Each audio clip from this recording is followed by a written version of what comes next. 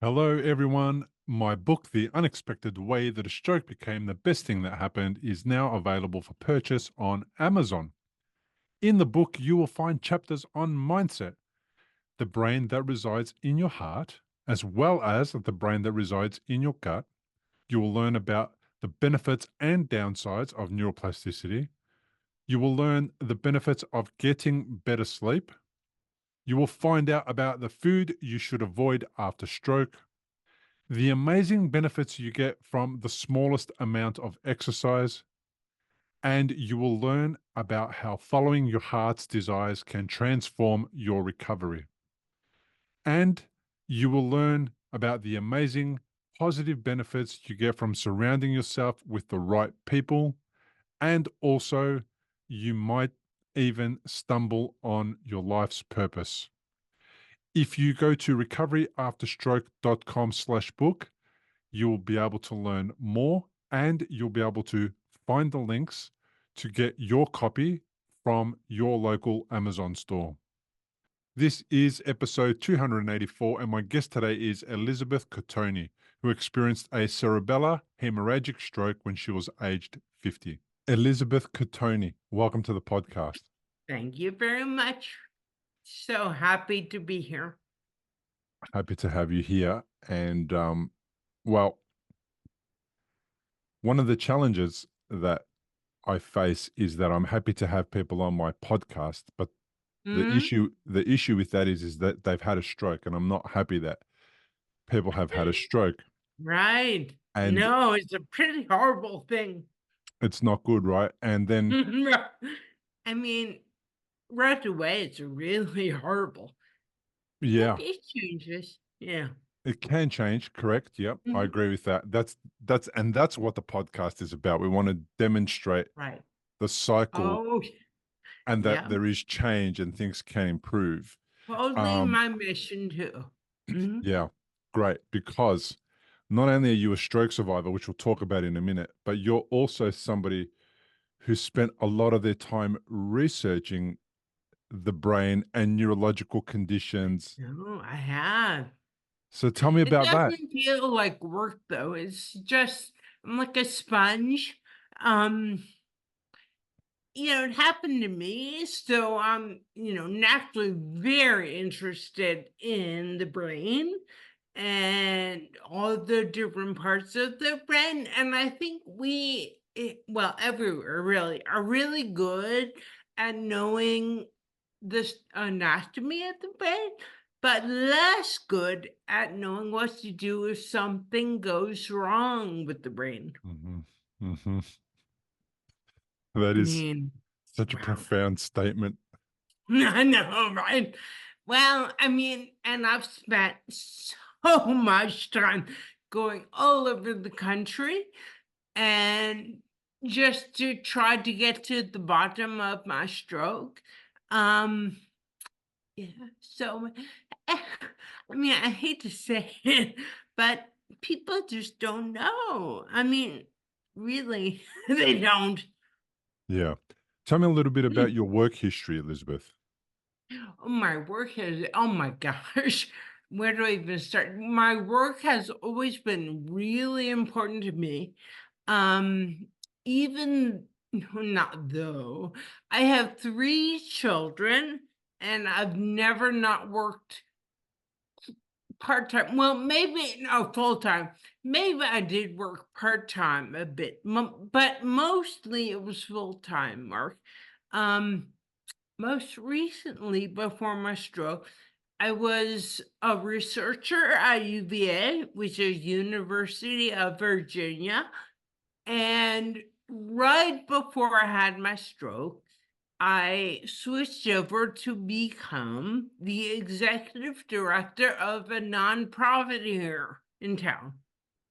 So I was in that job, so thrilled about that. But a week in, I had my stroke. And so when I had my stroke, um, not only did I go into a coma, and it took me about 2 months.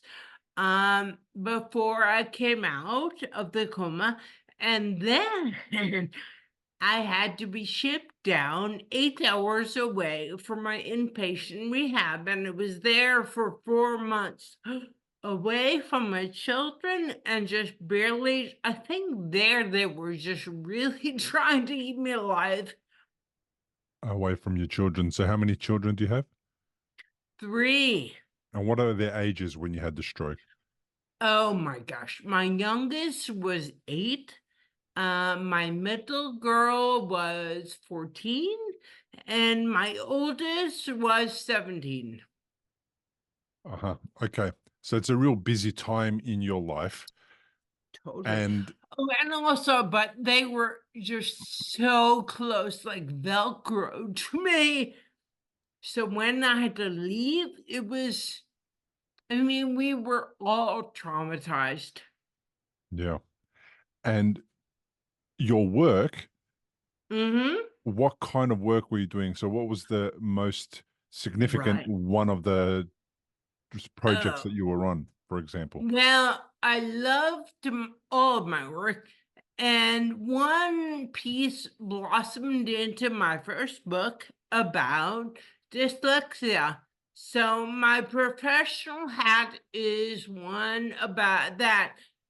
I was a teacher of special ed for a while, and then a researcher of, lots of different, but mostly impoverished families. Um, and sort of understanding how, like, the malnourished environment can be similar to, like, the struggles of a child with dyslexia. It's a very different reason, but they both come into school unable to meet expectations. Okay. And with Yeah. that knowledge, with that understanding, Mhm. what were you hoping to achieve with the work that you were doing? Right. Well, I developed a curriculum, but it was really for the after school program. And what I saw I saw everywhere I was in the schools, but even more when we did the research um, for after school, I saw that kids hated school, kids hated books, kids just, hated people and they hated their teacher. They were just very negative. So I thought, wow, that's, not a good background for learning. So the first step, besides, of course, meeting basic needs, is to try and change their attitude about school. Um, it's a big ask. And, you know, Trying to oh, change their attitude about school, but that's mhm, really their attitude because of the dyslexia around school is right. formed as a result of people interacting with them in a negative way where Yes. they probably Big always time felt, self-esteem issues. yeah. So I can't read, then they're going to judge me, or they're going to tease me, or they're going to, Oh my gosh. I mean, more than once, I saw brilliant students who couldn't read. And because of that, they were, judged, made fun of, and told they were stupid when they were brilliant. And wow, I mean, it really, it really was eye-opening. Then I had my stroke. yeah. Do you, now that you've had a recovery, you've been in stroke recovery since 2017, Yes. do you have a better understanding of what perhaps some of those children and the people that you research would have gone through with regards to the way the Totally. community dealt with them? Oh my gosh, yes. I actually had a big aha moment about how similar some of the sequelae of dyslexia and stroke are so similar. I was like, wow, I never knew. And yeah. So, I'm still quite passionate about my research and my students, but more passionate now about stroke. Yeah, of course. And I keep meeting amazing people who go through it. Like for me, the first year and a half, I guess, was the hardest because really I couldn't, walk. I still can, but I struggled to talk. I struggled to eat. I struggled. Well, at that point, that I had a trach and a feeding tube. But the first year, it was horrible. All I did was really cry, and then it turned around. I don't know why, but my message to get out to everyone. Well, I wrote my book about dyslexia. Then I wrote another book, um, and I think I needed to know I could be in the world in a different way Okay, as opposed to yeah. let's unpack that a little bit. So Okay. difficult. The first Mhm. 12 months were difficult. There was a lot of Mm. challenges you had to overcome. The Mhm. challenges didn't go away at the 12-month mark, but you said No, you had a turnaround. So what was the turnaround? Not I not know. you might not No, you might not be able to say it was this moment, but right. something did change Totally. that made Totally. you Yeah. feel different about your deficits and your challenges. Yeah. What do you think changed? I'm pretty sure it was my mindset. Hmm. Um, It's like I always use the analogy of shining my flashlight. And believe me, I made so many mistakes where I was shining my flashlight the wrong way. And then it was like, aha, this is the right way. And once I did that, now I have my four P's, which became my publishing company. And the four P's stand for patience, positivity, persistence, and perspective. And wow, I mean, that along with learning how not to beat myself up and knowing that, you know, I know very well that research goes really slowly, but we have to really trust the way we feel. Like, our essence really teaches us so much, and the research is slow to follow. Yes. I mean, Research is is it? slow to follow.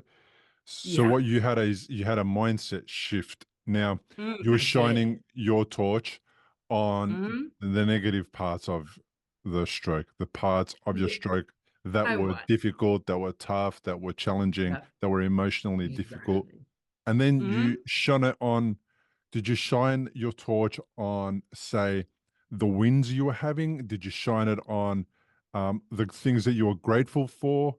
What were you Right. shining your torch on? So, I mean, the shift was more like I thought somehow after my stroke, I'd just go back. Like I was my whole life a big athlete. So I thought I'd just be able to run a 6 minute mile again. And so trying to do that was wrong. Actually didn't really help me at all. So I really had to break really everything, but walking, I had to break it down, go slowly, relearn everything about it, and relearn like how to eat, how to swallow, how to type, how, everything, how to talk.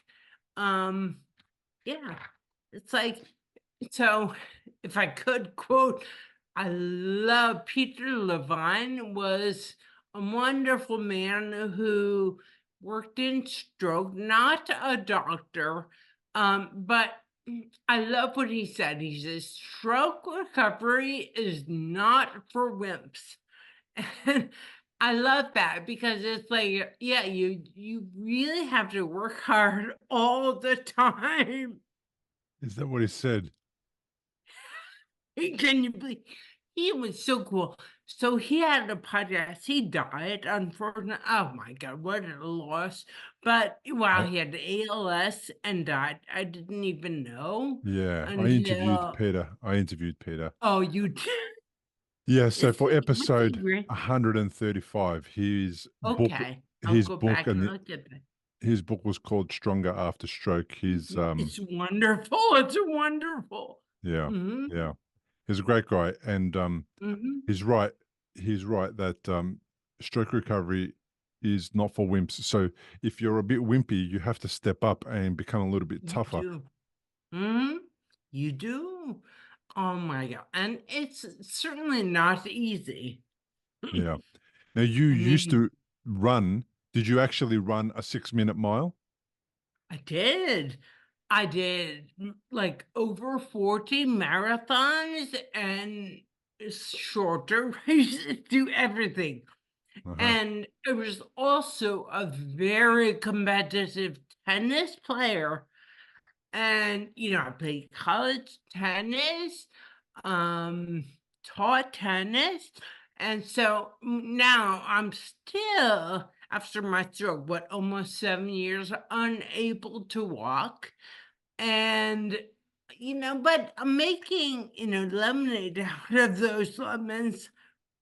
Yeah. It's not all about that. It's not all And I about thought running it a was. 6 minute mile again. Right, right.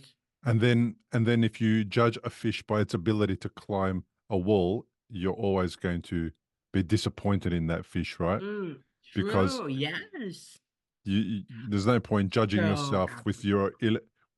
from your ability to be able to run the 6 minute mile again, because it's not going to happen. You might find a different way to do your 6 minute mile, but it won't be running. Exactly. Exactly. Like, I recently picked up horseback riding. Never before have I done that. And I love it. I love it. So I'm like, maybe the horse will do 6 minute mile. Quicker. If you've had a stroke and you're in recovery, you'll know what a scary and confusing time it can be. You're likely to have a lot of questions going through your mind. Like, how long will it take to recover? Will I actually recover? What things should I avoid in case I make matters worse? Doctors will explain things, but obviously you've never had a stroke before. You probably don't know what questions to ask. If this is you, you may be missing out on doing things that could help speed up your recovery. If you're finding yourself in that situation, stop worrying and head to recoveryafterstroke.com, where you can download a guide that will help you. It's called 7 Questions to Ask Your Doctor About Your Stroke. These 7 questions are the ones Bill wished he'd asked when he was recovering from a stroke. They'll not only help you better understand your condition, they'll help you take a more active role in your recovery.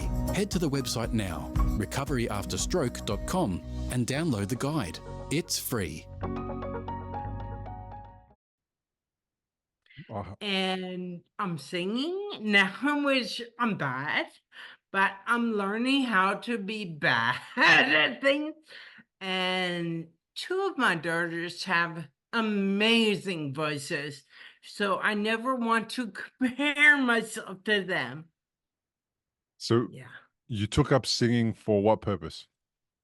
Well, for, my diction, Uh-huh. um, but like writing, I fell in love with it just for singing. I mean, it's like this idea, you can actually do something just because you love it, and even if you're bad at it, it's like a very new concept for me. So you might not be bad at it, but it might sound like unlike a normal, what we consider Exactly. a good singing voice, but you might be good at Exactly. being able to Mhm, follow the steps that are required to create a singing voice, but it just, mhm, because of the stroke and the way that it's impacted your vocal cords, mhm, you just mhm. not making the noises that Mm-hmm. you need to make to be a quote unquote That's good singer. right. Yep. No, I know, but I'm doing it anyway. Yeah, correct. I'm doing it anyway. I love that. And it's Mm-hmm. helping you about breath. It's helping you about Oh, the way yeah. the way that you train your vocal cords. You warm them up, I imagine. There's a whole bunch of Yep. things. And even my face muscles, which are a big part of my issue and a big part of singing. Uh-huh. Okay. So, all my muscles. But yeah, no, I mean, before my stroke, you may have heard this, but we are all human beings, but we've become human doings. I was such a human doing Yeah. before my stroke. I mean, and it's kind of hard the world we live in because you got so much reinforcement for doing things. Like Mm. I got my PhD, I wrote book. Well, I did my books after my stroke. I ran marathons, I had babies, I have many animals. I do love my animals, but you know, it's so much about doing, whereas really it needs to be more about just being, I think. Mhm. And so I heard another thing that we can add there. Why don't Mhm. we can also be human becoming? Yeah. Mm. So Mhm. we're recovering. We've got to become something else. We've got to transform from what we were. We've got to take this new identity with us, this new Mhm. body, this new brain, whatever it is. We've got to take it with us and we've got Mhm. to become something different, something new. We've got to Mhm. transform. Mhm. Yes. True. I totally support that. I'm glad. No, I mean, I'm living it. Yes, Really. you And are. my second book called Reinvention is really about that. Okay. Before we talk about your books, let's talk Mhm. about your stroke. Mhm. So, on the Okay. day of the stroke, did you notice Mm. something was wrong? How did you go about that? Interestingly, yeah, my first symptom, which wasn't painful, was double vision. So I was like, Mm, huh, I'm seeing double. And then I tried to take a shower and I got really dizzy. And then I said, call the EMT to my husband. And they came and they said, oh, you're probably having a migraine. So they left, but they put me in my husband's car in the passenger seat, obviously, because then immediately I passed out. And then later that morning, I had brain surgery. And after that, went into a coma. okay, so only symptom was double vision, and then you passed out, and then you ended up in Mm. surgery. Right. And in my head at that time, I was like, I don't think I'm having a migraine. I think it's something else. But, when the MC says something and you have no idea what's going on, you believe them. I'm sad Yeah. I did. Well, they're the experts, or they're meant to be the experts, and we Well, trust. no, I mean, Mm. wow. Yeah, and Anyway. we trust people in a situation where they do this every day, and we don't do this every day. But your gut telling you something different? You feel? Yes, it was. I was just ignoring it. Yeah. Like, I have no idea. Something is up, though. I feel it. At age 50, you had the cerebellar Yeah. hemorrhagic stroke. What was the Yes. underlying cause of the hemorrhage? Do they know You why know the what? blood vessel burst? To this day, they don't know. I had no risk factors of stroke, very low blood pressure, no diabetes, nothing. I was a vegetarian, still am. I was a skinny runner. um, outside a lot with the animals. And so I was sort of the last person you'd think of would have a stroke. And so, yeah, I think I don't know really. I can only assume certain things. But Mm, yeah, they don't know either. I think it's called cryptogenic. Is okay. that right? Potentially, Mm-hmm. yeah, cryptogenic stroke. But Mm. usually a cryptogenic stroke is associated to an ischemic stroke where there's no known cause. Whereas Oh, right. perhaps with your stroke, because there was a brain hemorrhage, there was an actual blood Mhm. vessel that burst. Yes. That tends to be the cause. But sometimes, Mhm. like me, my brain hemorrhages were related to a faulty blood vessel called an arteriovenous malformation. And Oh, right. sometimes there's a cavernous angioma, which is also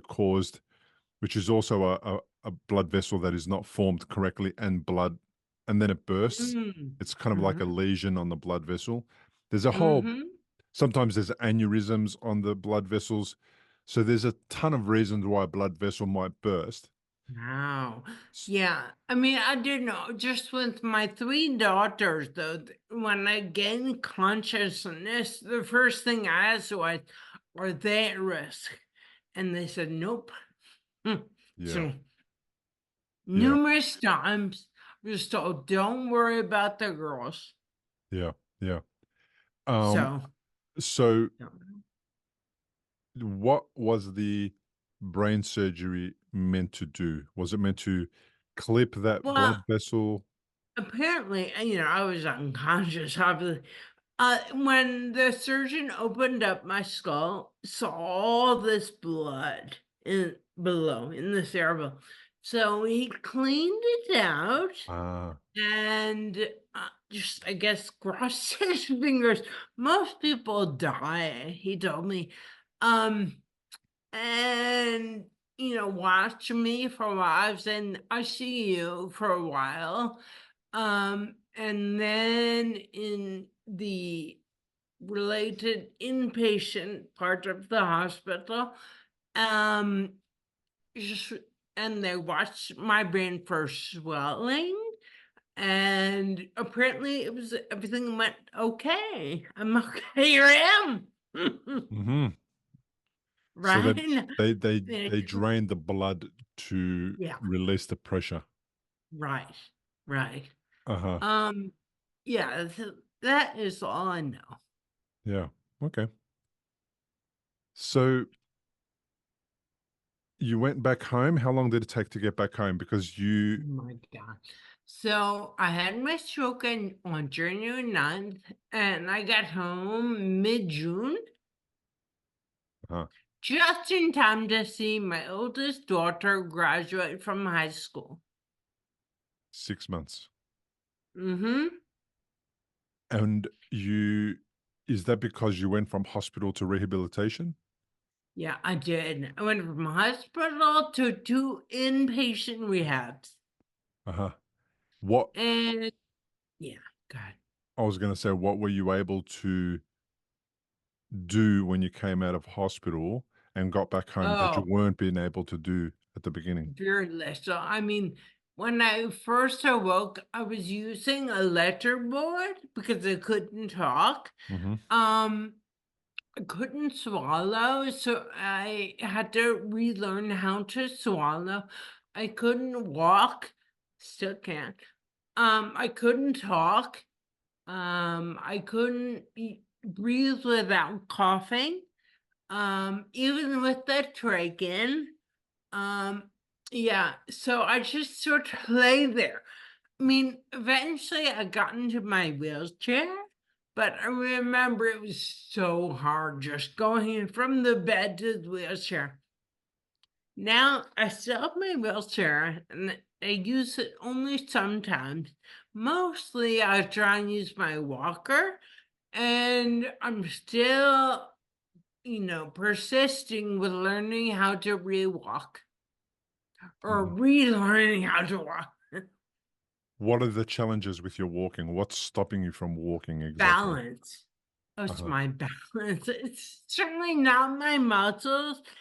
It's just, I'm really struggling with balance. And I do also have ataxia on my left side. What's ataxia? Um, Tell me what that is.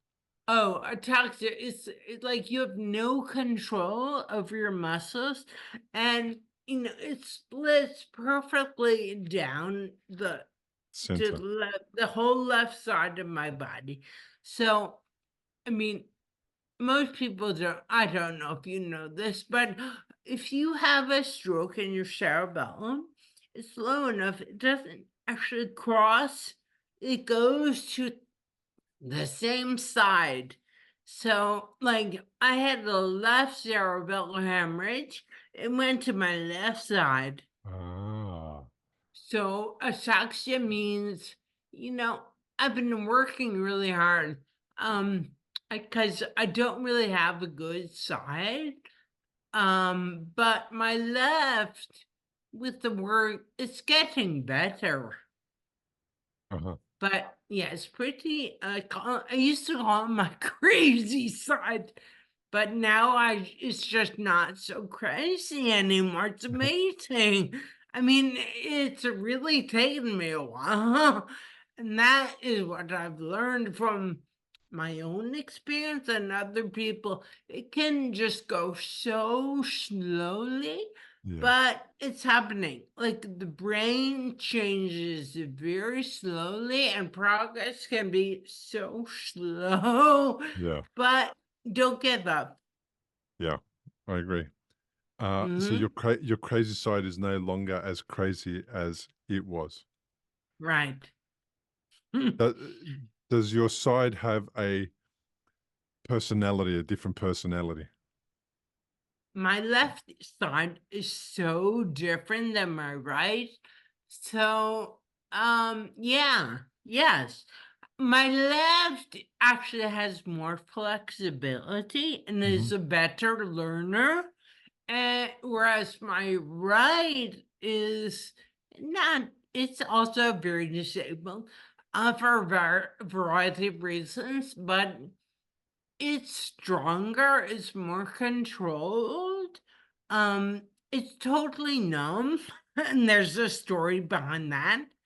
Um, so yeah, I don't really have a good side. So for a while though, I think my right side was better than my left. But now I think my left might actually be better than my right. Uh-huh. Okay. Mm-hmm. Yeah. So And that's good. What type of mhm. movement do you have in your hands? How well do they work?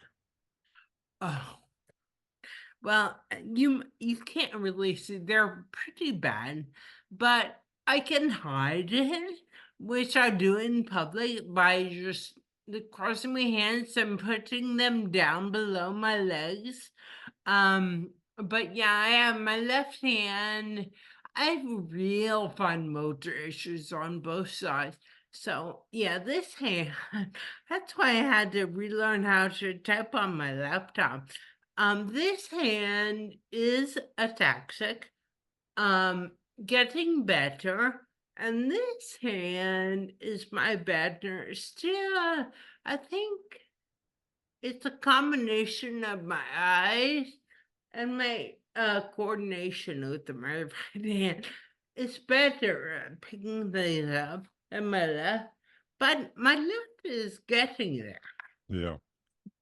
You said that you hide it in public. What do you hide Mhm. specifically? What do you hope that people don't see? Well, sort of, I hide, well, like when go out to a cafe to get coffee, I'll sit and look totally normal. And so if I like hold my hands, they tend to tremor. And Uh-huh. so if I hold them still, I can sort of look normal, whatever that means. But certainly I'm not. Hmm. Okay. And is it to make you feel comfortable or is it to make people around you feel comfortable? You know what? I think it's actually to make the other people around me comfortable. Well, Mhm. stuff them. Why do they need to be comfortable? You're the one that I should be know, right? comfortable. I know, it's true. I know. I think, well, it's Uh, hard. I mean, it's I struggle with the world yeah, because everyone moves so fast yeah, and knows nothing about stroke. And, here in Virginia, people are nice, but underneath it, they really don't want anything to do with you. yeah. So I had a struggle with this a little bit when I was first out of hospital and I couldn't do Mhm. things like I used to. People would ask me, "How are you? What's happening?" And my struggle was always, do I tell the truth or do I just tell a white lie? And Right. I often told the truth, but Mhm. what that leads to is it leads to a book called How to Lose Friends and Never Talk to Anybody Again. Because I know, right? I'm right with you. it's exactly what Where you happens. are not popular, right? People go, "Oh, thanks for that," and then they turn Mhm. around and they get the heck out of there. Yup, exactly. Whereas I I think that's true. I think there's a little bit of tongue in cheek there, but the reality is that most people get confronted. They don't know what to say. They don't know how to respond. They don't know how to act, Yep. and Mhm. it's not their fault, but Mhm. it is a challenge for the the stroke survivor. It's a challenge for the person with the disability, whether it's intellectual or physical or whatever the Right. disability is, Right. vision. Yes, I agree. Uh, I think any negative emotion is really hard for people to deal with. yeah, like they've It's never had like, one before. right. Yeah. I mean, wow. So it gets to the idea that who you surround yourself with Yes. makes a big difference. Yes. And I've learned, like, there are certain people I've lost as friends, but you know what? That's okay. Because they couldn't deal anyway with me. Certain people who really stepped up after my stroke, Mm. that kind of surprised me, Mhm. and it's wonderful. So I have people, I call them in people in my corner. Amazing, those people, because I had a few of them as well, and then I had a few people who weren't able to be around, and I took Yep. it badly at the beginning, but then later it does Mm, become something that you understand is they're not actually capable of being around, and then that's better right. not to have them around because then they cause Yep. discomfort and it's Right. difficult, it's awkward. Mm-hmm. Yes. Um, and my most difficult emotion was anger. And I actually said to my therapist, I said, I need to channel my anger or I'm gonna end up in jail. Mhm. I was like, You I sort of was saying it to myself. uh-huh. And so, yeah, I'm still definitely working around the starting wheel with anger. I mean, so much to be angry about, but it doesn't really get you anywhere. What do you think your crime would have been? Oh my God.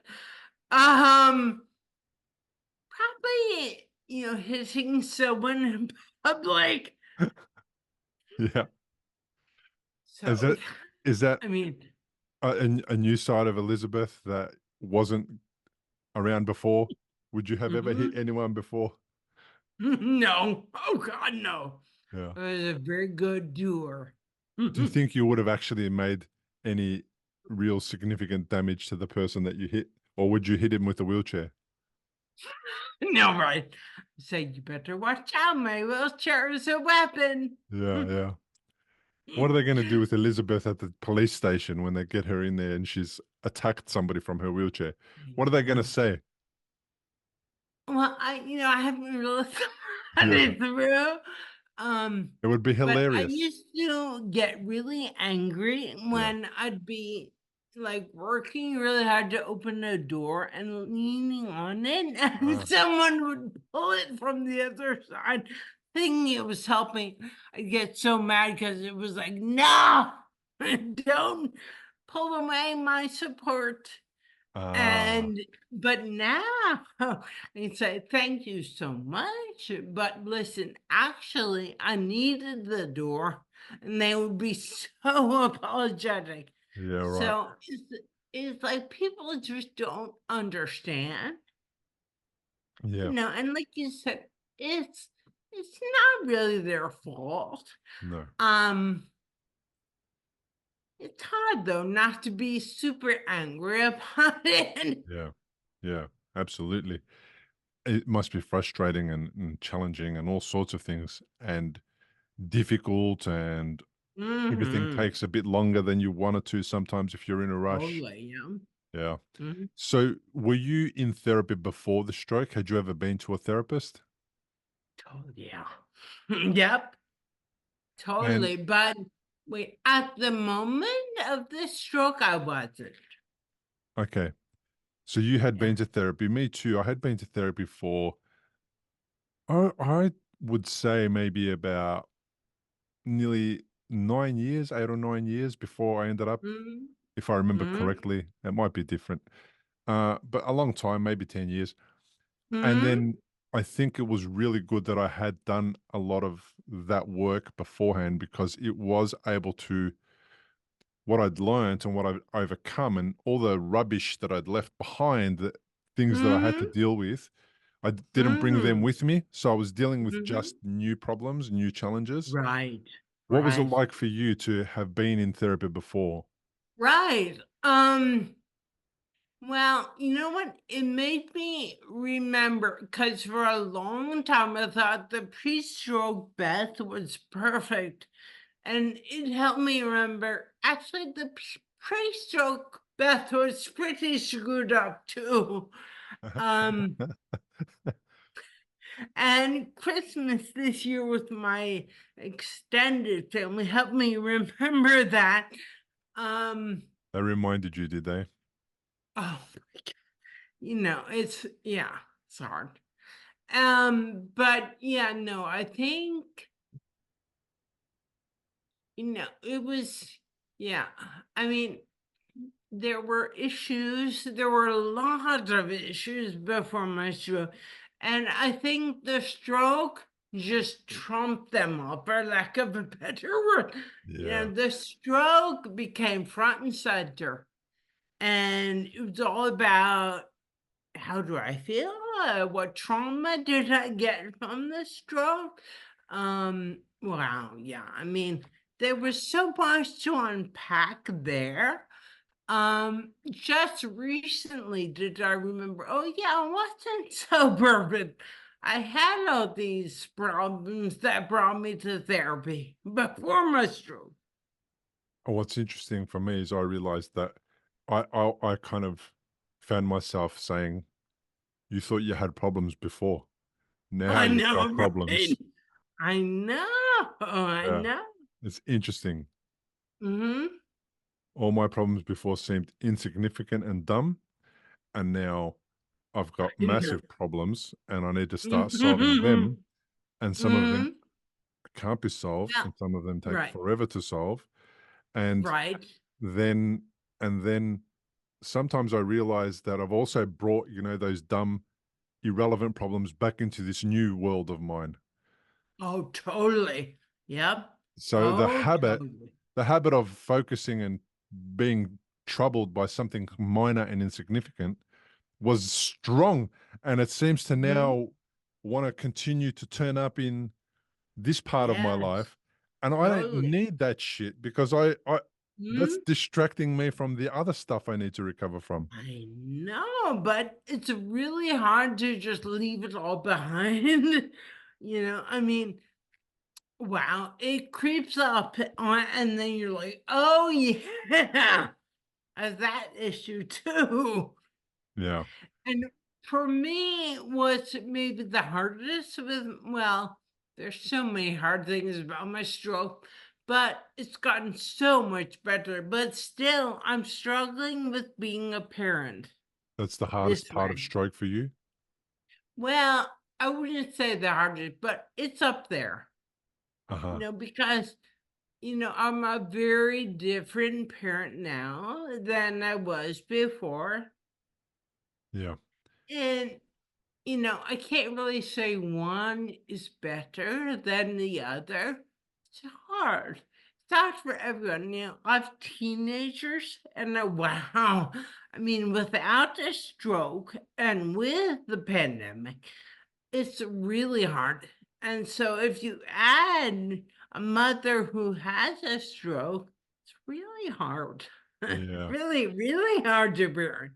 Yeah. Teenagers are very, very difficult to deal with under normal circumstances, and then throw in a Yeah, stroke and a pandemic.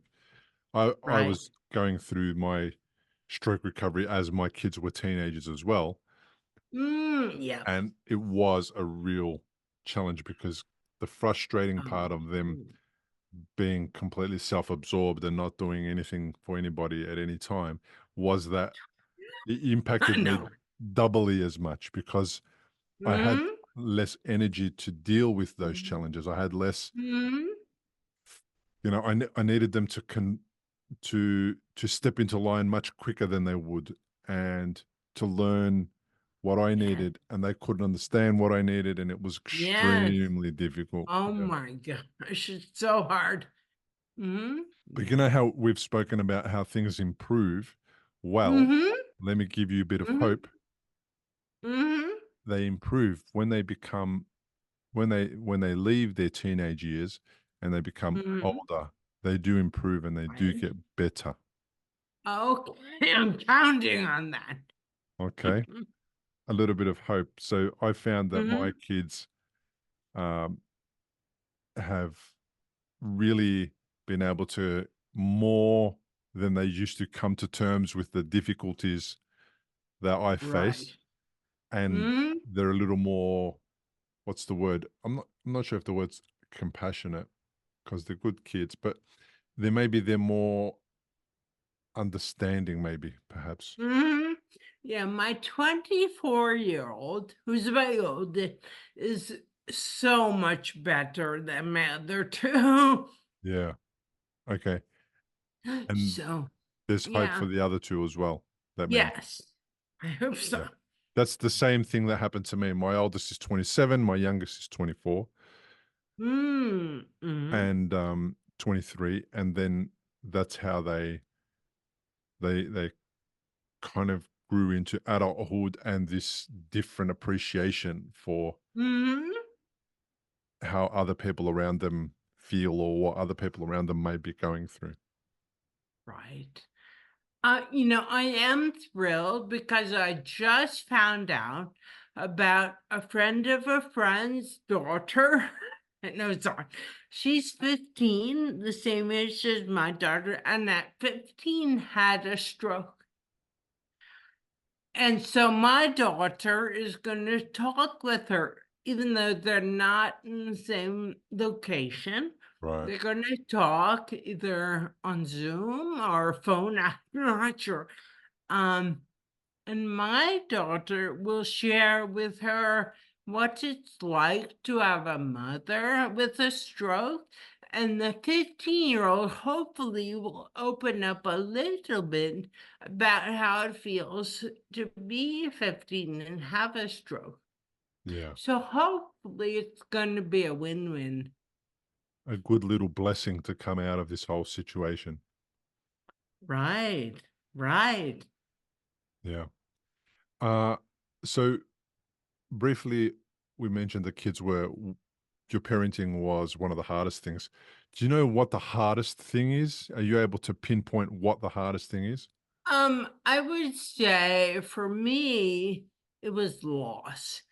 I lost my whole identity, especially my giftedness at physicality sports. Like that was really, really hard because sports was such a big part of my identity. Mm, mm, okay. So now it's like I have to really sort of look at what was it about sports, because I can't do sports now, what was it that I loved, and can I use that now as I go forward? Like, can I somehow find what I loved about sports and use it now in a way that someone who is incapable right now of walking can do? Yeah. So So that is, but yeah, that's been really hard for me. so you feel like if you identify what it was about sport Mm-hmm. specifically that you enjoyed, and Mm-hmm. then if you take those specific pieces of Mm-hmm. the puzzle and apply them to another pursuit like Mm-hmm. writing or whatever, Mm-hmm. then you might be able Mm-hmm. to re-experience the similar type of joy, Exactly. and Yeah. your identity might be able to transform from a running identity to a fulfilling Mm-hmm. X identity, and whatever that is. Right. And wow is bigger, and I'm still a work in progress with it, but wow, I think I'm okay with it now, whereas before I wasn't. Mm. Um, so yeah, there's been that incredible change in Yeah, me, yeah. The adjustment and period is long. You can't just go from I do all these no, things to I'm not doing all these things now and then be okay with it just overnight. It's not possible. right, right. I know, wow. And it's pretty brutal, Mm, but I mean, there is a light at the end of that tunnel. as well. Yeah. Well, good on So, you. That sounds fantastic. Now, let's talk about your mhm, books. You wrote mhm, Dyslexia, A Universe of Possibilities before right. all of this stuff, right? No, I actually had Oh, that book in my head, ah, and then I had my stroke and lost my job uh-huh. and lost my ability to do any sports. And so I was like, well, I'll just write that book. Okay. So, so you have written the book. How many pages is Right. it? Is it long? No, none of my books are long. That's a beauty. I mean, who really wants a long book? Okay. Well, that's my Especially philosophy. is But that especially if you have dyslexia, right? yeah, right, exactly, right. The book is kind of for dyslexia, but it's also for anyone interested in dyslexia. Yeah. So before my stroke, I did a ton of work in dyslexia teaching, research. Um, so the book, the odd chapters follow two different people I know, and even one chapters are more based on theory, like Mhm. the definition, how it fits in with other kinds of learning disabilities, a timeline. It's like all that stuff I learned in, my um like my master's and my PhD, I guess. Yeah. Um So and but y I worked with some amazing dyslexic students, and I was like, "I'm gonna write a book about you." And when I did, I mean, my one student, amazing. I mean, very dyslexic, but could do honors chemistry so much better than me. I mean, I could read, he couldn't, but he had, wow. I mean, that was the only glitch in his brain. so But he was judged. He was judged his a whole lot life. on that. Yeah. Yeah, judged by the people who probably would benefit from reading this book. Right. Right. Oh, yes. Yes. Oh, wow. I mean, the idea behind the book is no matter what your neurodivergency is, um, there's more, whether it be dyslexia or ADHD or stroke or autism. There's more. There's so much more to people. And, you know, a lot of times in our society, we don't see that. We Mm. don't see, all we see is like the superficial thing Mhm. that may be related to getting a job or getting into college or achievement of some kind. Sorry. It would be a good book for parents as well then? Oh, yes. hmm And teachers and students and families, everyone who's interested in dyslexia. Yeah. Excellent. Well, that's good to Mhm, know. So who drew mhm. the artwork? Who did the front cover for you? My daughter Oh my gosh. did the cover. I know, wow. It's Yeah, my such a daughter's perfect cover. amazingly creative. I'm sorry? It's such a perfect cover. It is, Thank you, I thought so too. yeah. Uh, does so how so why I ask is because Mhm. that looks like your daughter has a deep understanding of dyslexia. Oh my god, I bet she does. Um, she's interesting. She's very, smart.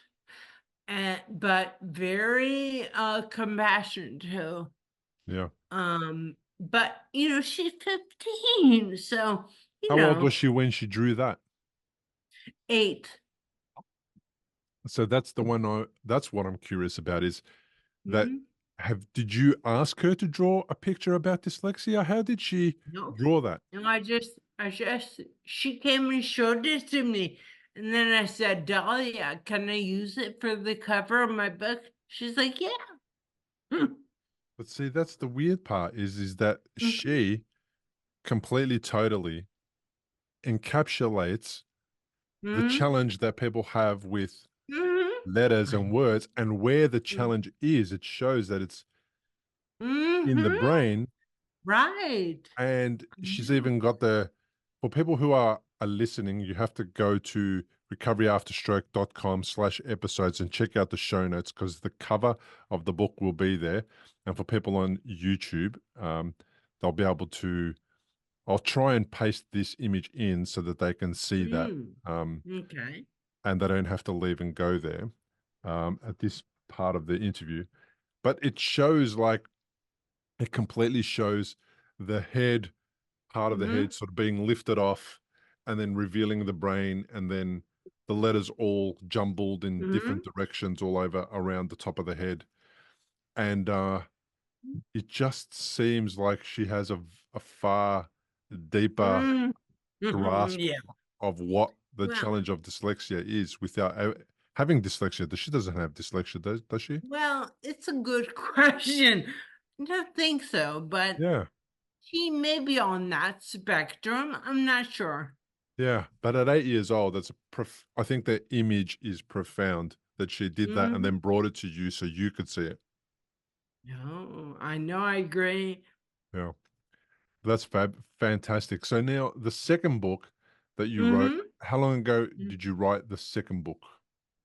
So it took me a little longer to be able to confront all my feelings about my own stroke. Uh-huh. Um, and all my background in sports. So my second book, I finished the writing in 21, maybe. Um, but launched it. When did I launch it?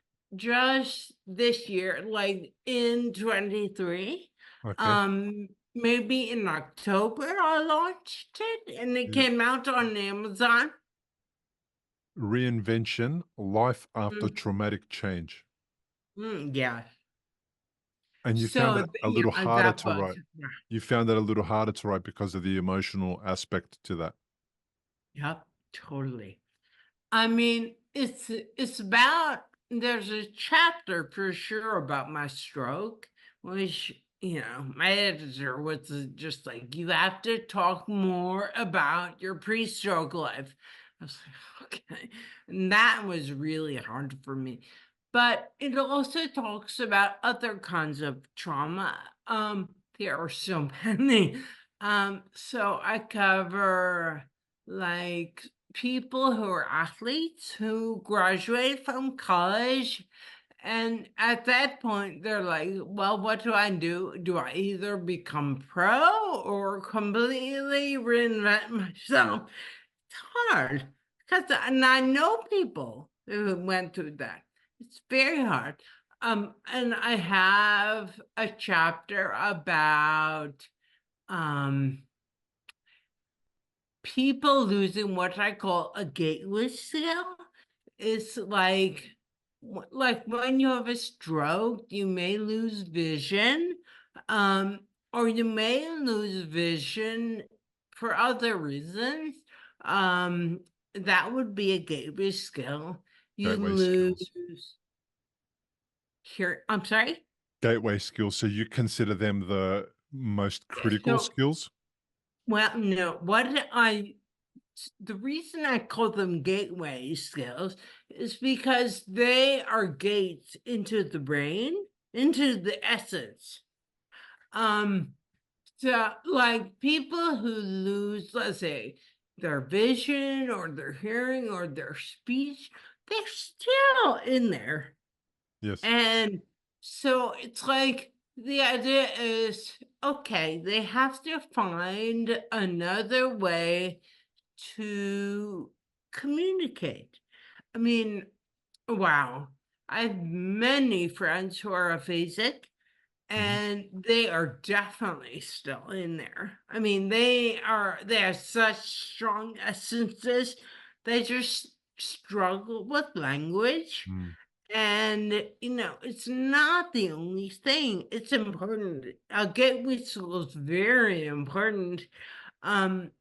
But it's not the only thing. You can adapt.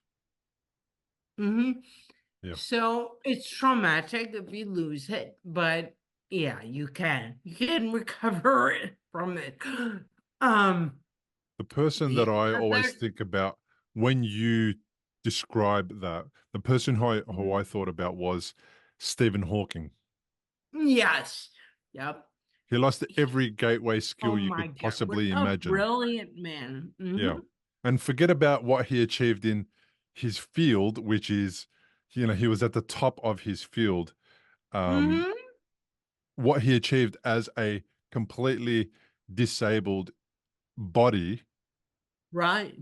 in Oh in the my world, gosh. and all the Yes. barriers that he broke in academia, in Hmm. in the professional world, in all the worlds that he hung out in. um, Yep. he had, I think he had motor neurons disease, something like that, Mm. and it had Yeah. it had taken all of his ability to move his entire body. But he lived with Right. the condition for 30 or 40 years, and when he died, Right.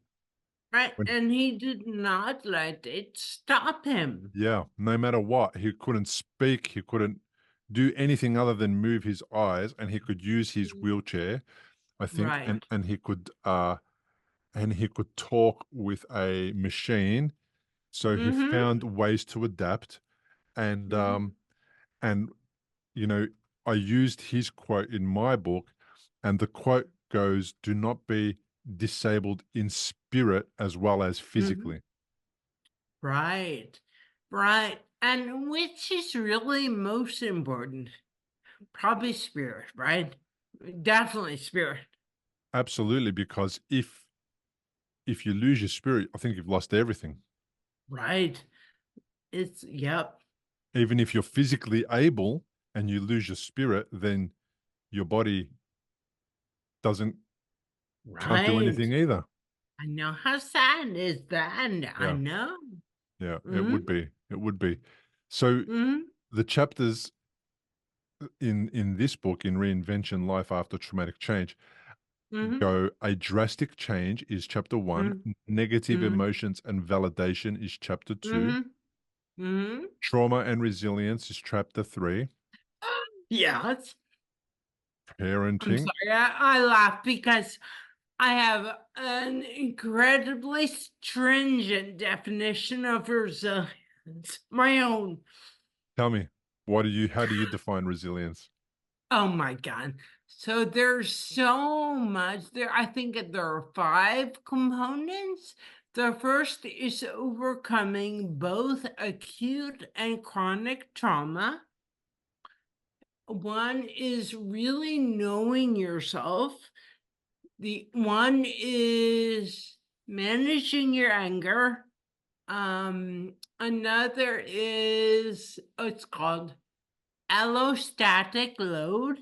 It's like, well, there's this concept called skin deep resilience where, you look like very resilient. Like you may have overcome many obstacles and you go to college, you get a good job, but then you die of a heart attack at 30.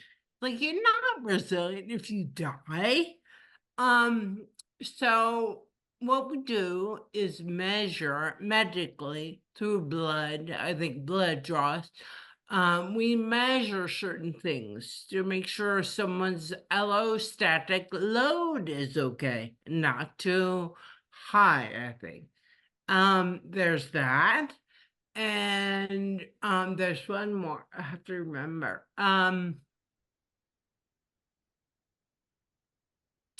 I can't Yeah. remember it. It Uh, sounds like you've wow, it's really really over-defined resilience instead of yeah, I going. may have.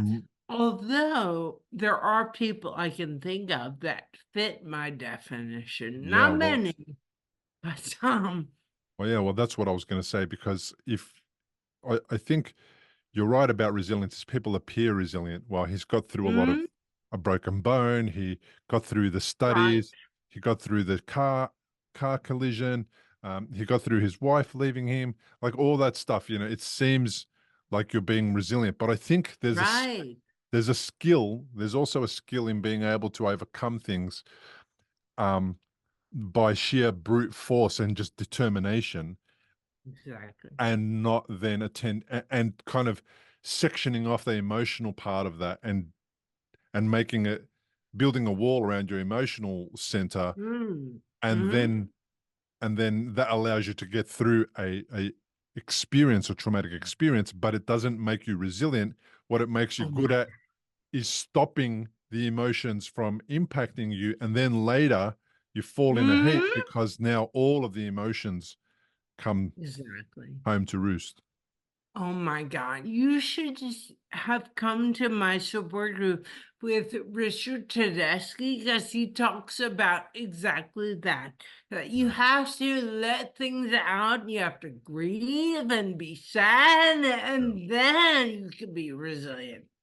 And I think that's why I like the fact that you've over defined it, is because it is far Mm, more nuanced than a yeah. three-line definition in the dictionary. And boy, it took me a long time to think about that one. Yes. And, with COVID, people Mm. throw out that word all the time, resilient. They're so resilient because they overcame COVID. Yeah. And I'm like, well, they could be or they could not be. Mm. You don't have enough information, I think. Yeah, absolutely. On the surface, things Mm-hmm. can be deceptive. Mm-hmm. Wow. They can. Tell me, Yeah. we've Yeah. spoken a little bit about what the hardest thing in your stroke journey was, but what is Oh, something that stroke has taught you? yes. So I think they're both the same. The hardest thing is probably the thing I needed to learn the most, which is go slow, be patient. Um, no stuff takes a long time. And we don't live in a world where we expect, in fact, we're going the wrong way, where everything is so quick and people drink a lot of coffee. Um, which is okay. I like coffee too. But wow, I mean, it's important, I think, it's amazing for me having slowed down what I even see differently, like the trees and birds in my backyard. Like, was that tree? Oh, it's amazing. I mean, what I missed before when I was a big doer. Hmm. Uh-huh. Okay, so life has Mhm. become more focused. You see things that you didn't see before that were always there. Right. Yeah. Oh man, no, yeah. I mean, at first when I came home, it was like all I wanted was to come home. Then I came home and I had lost my job. My kids were completely alienated from me. I couldn't run. I couldn't drink my wine like I usually do. And I was like, this is really awful. Yeah. And yeah, so I cried for like a year and a half, but then I was like, I cannot keep crying. I have to figure out how to be in the world. And, so it took a lot of reinventing. Yeah. And what so people that are listening to this episode may have just had their stroke. They may just be in the Mm, very early stages. What would you tell yes. somebody who's listening to this who's just had a stroke? Oh, well, I have to reiterate, I'm sure what others have said. Don't give up. Just not persist and stay with it. And it's really rough at first, but it changes and gets better if you let it. And, the world, it's like a rebirth almost. It's It's like a like, rebirth. yeah, it's like horrible, it's horrible. But then you realize it's actually a rebirth. And now it's like I see things differently. Um, and it's probably better. I mean, for me it was. I'm like, was I like this horrible person before? I don't think I was. But since my stroke, wow, I am just very compassionate, very motivated to help other stroke survivors. Um, Very different than it used to be. Yeah. In a Where can good way, I think. Yeah, I think. I didn't know you before that, but I'm gonna just go with in a good way. I'm gonna go with that. Right. I'm I just mean, teasing. right. I think it's hard because before my stroke, I wasn't a bad person. I I know. was You were n doing everything. you were just being And the way yeah, that most of us were being. I know. right, exactly. Yeah. Even more so, like I was doing a lot. I was working full time, raising my kids, Yeah. running marathons, taking care of my animals. And wow, it's like I heard someone said if I didn't have a stroke, I would have had a heart attack. It's Right? superhuman. It's I mean, superhuman wow. what you were It's like, doing. right.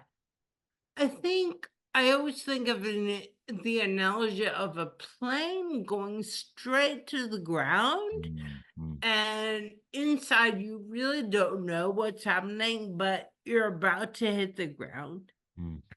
Yeah. Kind of like that. But if you come out of it and survive, wow, you cannot be the same person. Yeah. I do also believe that if I didn't have the brain hemorrhage, that it probably would have led my health and my habits and my behaviors would have led to something far more serious.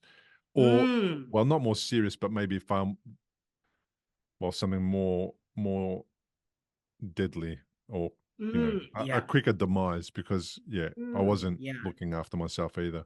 And right. I certainly wasn't Oh paying attention man, to I my body. wasn't either. I mean, wow, yeah. could have been a lot worse, although I think I may have died and come back. Uh-huh. Yeah, you might have. It's really bad. Yeah. Mhm. Well, good that you did. Where can people find you online? Oh, my website, elizabethcottone.com Okay. I'll have the links in the is show the notes. website. Yeah, that would be the best place. And your books are on Amazon, and I'll have all those Mhm. links. Elizabeth, And thank you. local bookstores. Mhm. And local bookstores. Mhm. Ah, Yeah, you may have to mention it and order it, but I did make it available that way too. yeah. Fantastic. Okay. So thank you so much for joining me on the Mm. podcast. I really appreciate it. Oh, thank you so much. Wow, it was great. Well, thanks everybody for joining us on today's episode. To get the Amazon links and to grab a copy of my book, The Unexpected Way That a Stroke Became the Best Thing That Happened, visit the show notes of this episode by going to recoveryafterstroke.com/episodes.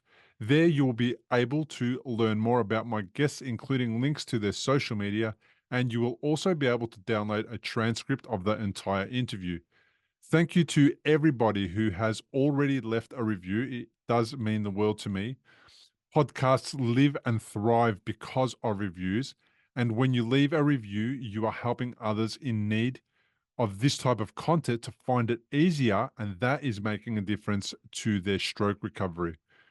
If you haven't left a review and would like to, the best way to do it is go to your Spotify or iTunes account and leave a 5-star review and a few words about what the show means to you. If you are watching on YouTube, comment below the video. I love seeing comments below the video. And lately, the amount of comments have been increasing. So that's getting really interesting to see. And I really appreciate the feedback and the content. Subscribe to the channel and hit the notifications bell so that you can get notified of newest episodes. If you are a stroke survivor with a story to share about your experience, come and join me on the show. The interviews are not scripted. You do not have to plan for them. All you need to do to be a guest is be a stroke survivor, and you want to share your story in the hope that it will help somebody else who's going through something similar. If you are a researcher who wants to share the findings of a recent study, or you are looking to recruit people into studies, you may also wish to reach out and be a guest on the show. If you have a commercial product that you would like to promote that is related to supporting stroke survivors to recover, there is also a path for you to join me on a sponsored episode of the show. Just go to recoveryafterstroke.com/contact, fill out the form explaining briefly which category you belong to, and I will respond with more details about how we can connect via Zoom. Thank you once again for tuning in. I hope you have a fantastic new year. See you on the next episode.